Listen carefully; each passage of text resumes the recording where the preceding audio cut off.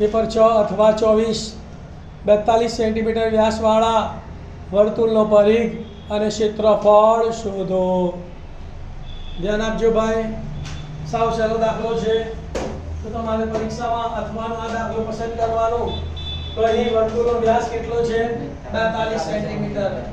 જ્યારે પણ વ્યાસ આપ્યો હોય એટલે પહેલું કામ શું કરવાનું? ત્રિજ્યા શોધવાની। તો ત્રિજ્યા, વર્તુળની ત્રિજ્યા r બરાબર વ્યાસ ભાગ્યા 2, 42 ભાગ્યા 2 21 તો 42, તો r બરાબર 21 સેન્ટીમીટર।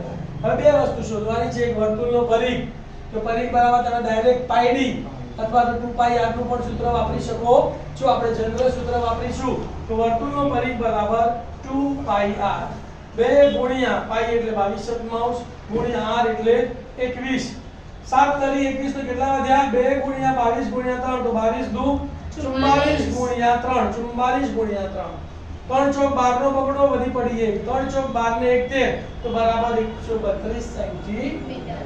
પરિઘનો એકમ સેમી આવે, બરાબર, એમાં સેમી સ્ક્વેર આવે।